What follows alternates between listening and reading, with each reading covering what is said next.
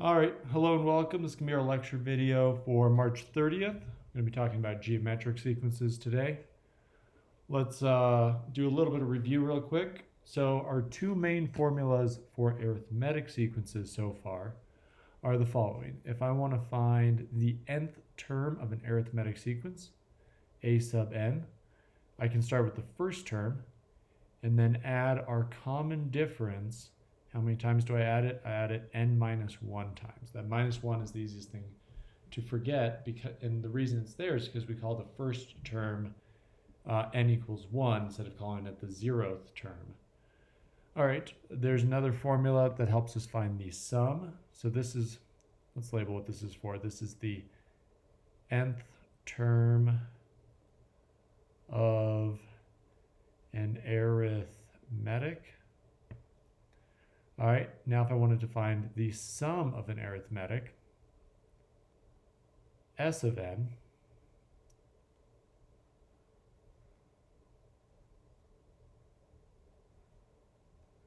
all right, that is going to be equal to what we do. This is how you should think about it, is you want to average the first and the last term by adding them together and dividing by 2. And you want to multiply by the number of terms, n. All right, so those are our two main formulas. Sometimes we don't know n, so there's a way to rearrange this here to get that, or actually we're going to rearrange the top formula to get that the number of terms is equal to the difference between the first and the last term divided by the common difference and then plus 1. Often that common difference is 1 if we're counting by ones like with the integers. That's where we see this problem often.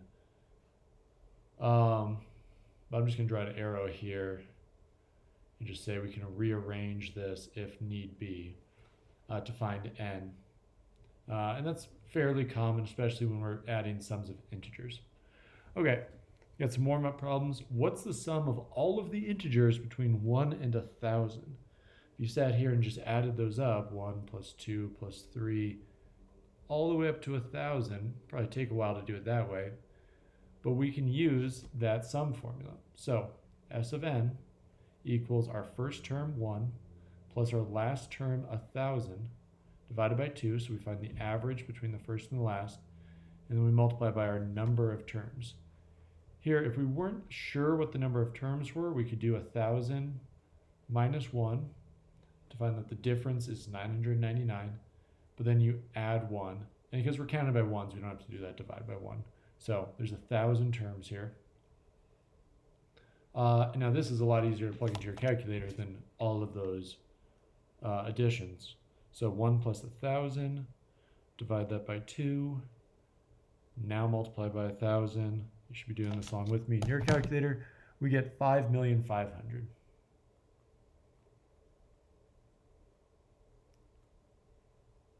No, not quite. I got my commas in the wrong spot.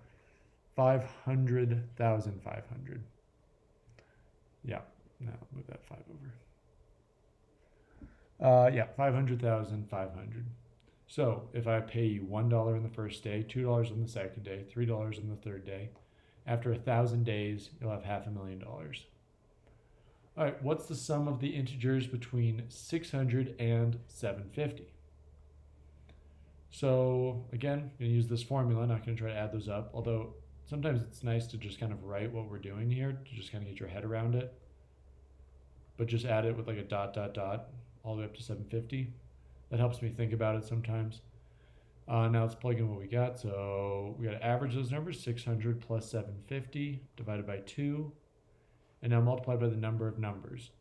So I can do 750 minus 600 plus 1. And I actually get, this might surprise you, there's 151 numbers. Because we're including the 600, it's 151 numbers there. So there, that plus 1 is pretty helpful to get the right number. We can plug this into our calculator. This is how I plug it in. I do 600 plus 750. I press enter. Divide by 2. Press enter. Times 151. Press enter. 101,925. 101,925. Final answer there. Okay, what is the sum of 54 and the next 33 integers? Well, I need to average the first and the last number, but I don't know what the last number is. But if these are integers, then I'm counting up by 1, and I can use the formula a sub 1 equals our first number plus our common difference times n minus 1.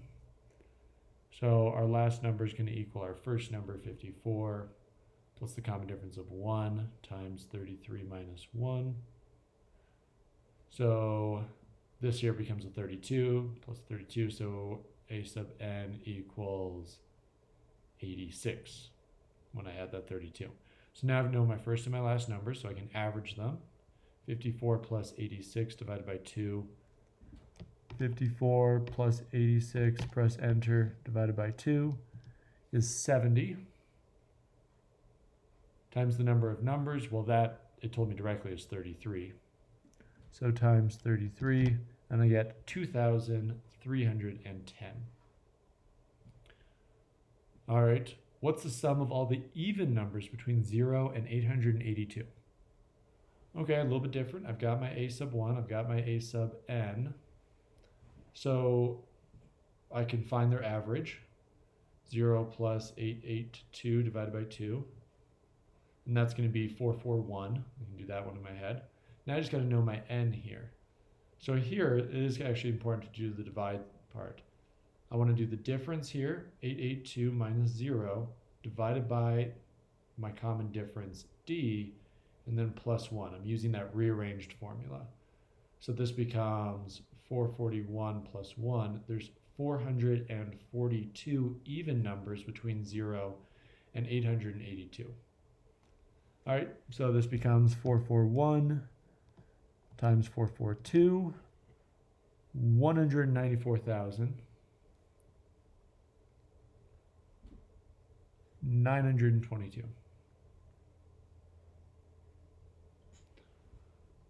Okay. What's the sum of 33 numbers evenly spaced out between 120 and 180? It's kind of interesting.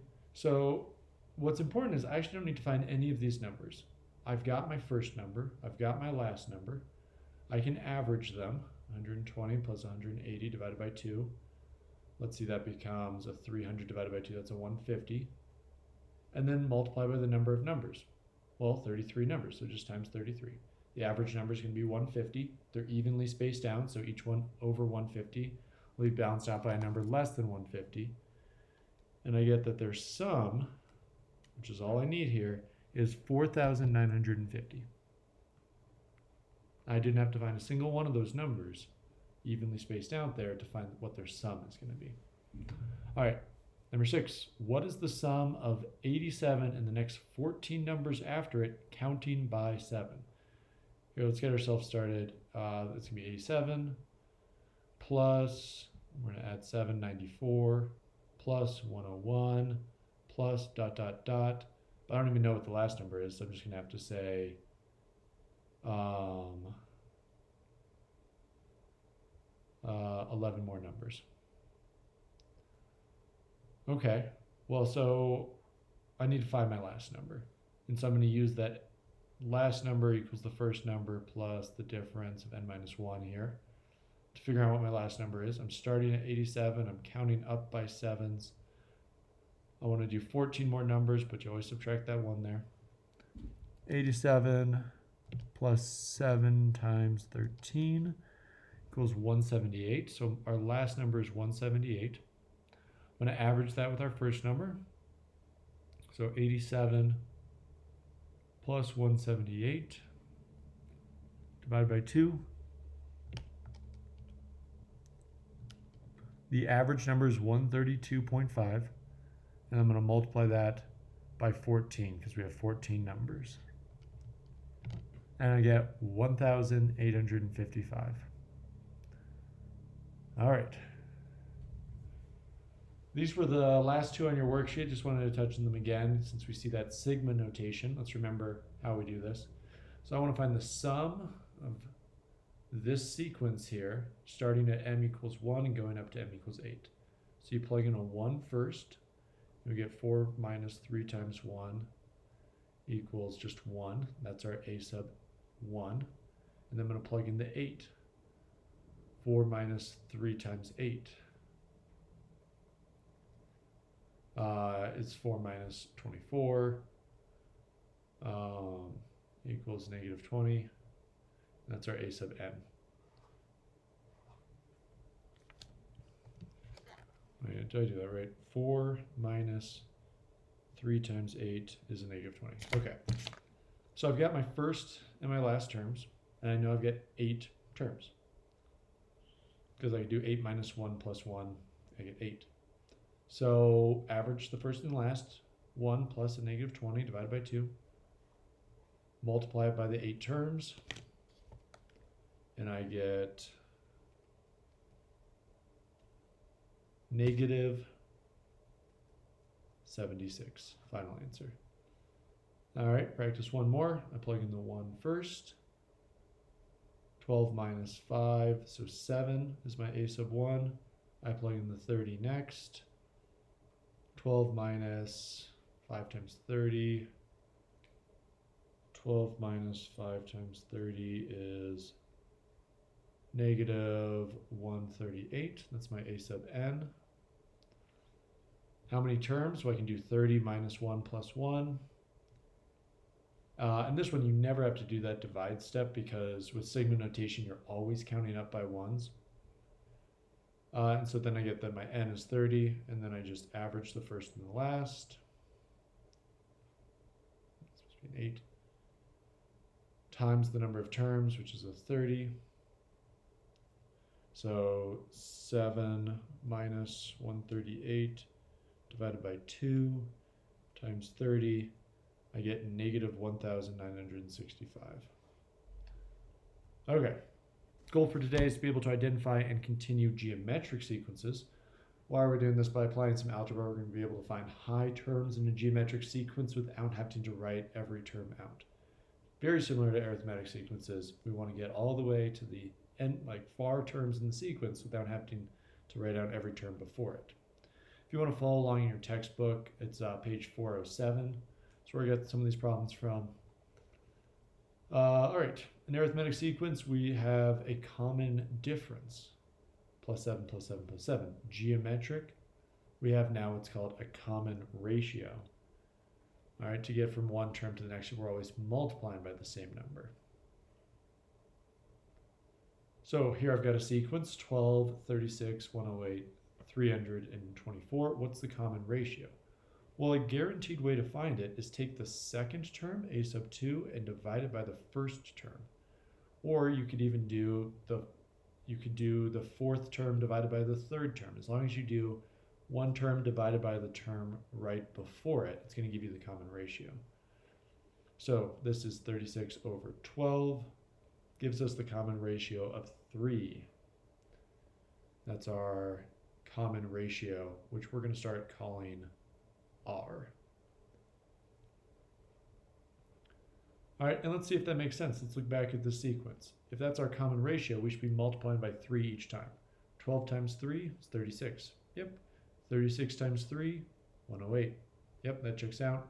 Multiply by 3 again, it checks out. So 3 is our common ratio. Here, that formula is a little bit more helpful because it's not as obvious what I'm multiplying by. So do the second term, 1/9, divided by the first term, negative 1/3. I'm going to copy dot flop this, so copy dot flop, and this here gives me 3 over negative 9. Divide the top and the bottom by negative 3, I get negative 1/3 as my common ratio R.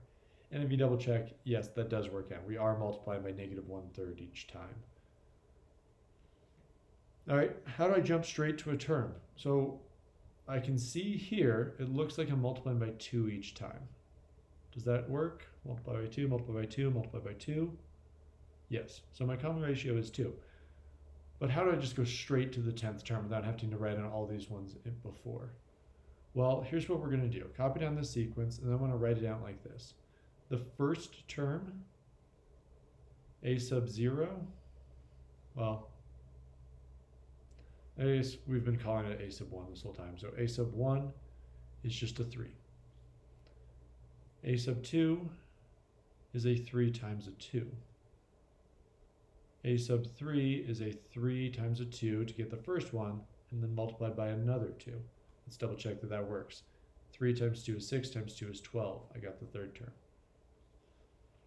All right, a sub 4 is 3 times 2 times 2 times 2. A sub 5 equals 3 times 2 times 2 times 2 times 2. That gives me my fifth term there. So what's growing here, and it's growing in a very linear way, is how many times we multiply by 2.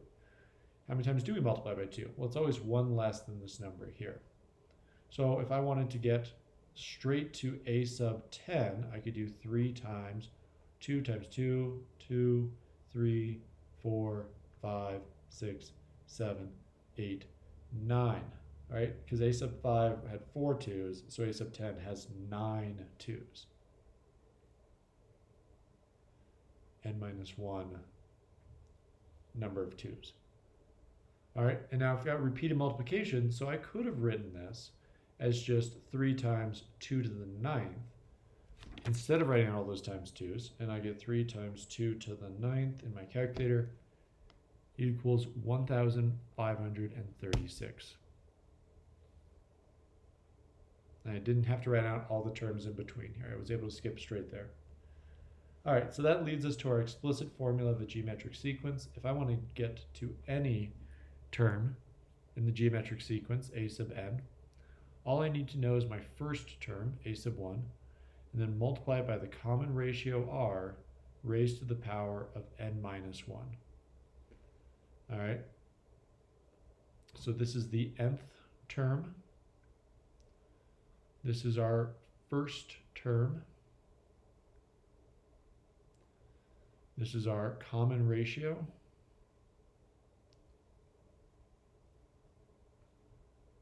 And this is our term number.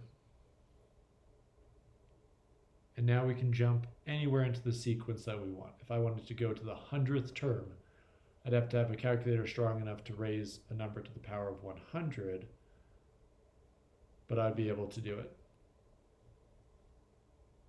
All right. Find the 15th term of a geometric sequence whose first term is 20 and whose common ratio is 1.5. So I want to find a sub 15. So I'm going to start with a sub 1. I'm going to multiply by the common ratio 15 minus 1 times. Oh, that was weird. I did that with like half variables. I'm going to keep it as n minus 1. I'll keep this as an n. And now I'll fill it all in. So a sub 15 equals 20 times 1.05 to the power of 15 minus 1. Plug that right into your calculator. I would do this step in your head. Just turn that into a 14 instead of actually typing in 15 minus 1. So I'm going to do 20 times 1.05 to the power of 14, just in one line in my calculator, and I get a sub 15 equals approximately 39.598.6 ... Since I was multiplying by a decimal, the decimal expansion on this grew pretty quickly. This is not irrational. This does terminate. It's just a pretty long decimal. All right. The fourth term of a geometric sequence is 125. The 10th is 125 over 64. Find the 14th. So I don't know the first 3. 1, 2, 3. But then I know one. I know that this fourth one is 125. The 5th I don't know. The 6th I don't know. The 7th I don't know. The 8th I don't know. The 9th I don't know, but I do know the 10th is 125 over 64. And then I want to find the 14th. So I don't ever have to actually find this first number. I can find my common ratio with just knowing this. All I have to see is that to get from 125 to this number down here, I've got to multiply by my common ratio 1, 2, 3, 4, 5, 6 times. So I'm timesing r, timesing r, timesing r, timesing r, timesing r, timesing r. And so I get 125 times r 6 times, so r to the 6th equals 125 over 64. And now I can solve for r. I'm going to multiply, or actually divide both sides by 125. So r to the 6th equals, the 125s actually cancel out here, and I'm left with 1 over 64. I'm going to take the 6th root of both sides, which is the same as raising both sides to the power of 1/6. And I get that r equals 1/2. Do we need to, I'll show you how to take a 6th root in your calculator. So I need to take a 6th root, so I press math. I go down to number 5 here, and that lets me do a 6th root of 1 over 64. And I get 0.5, turn that back into a fraction if you want, using that, you get 1/2. All right, so my common ratio is 1/2. Again, I don't need to go back to my first term. I can just keep counting.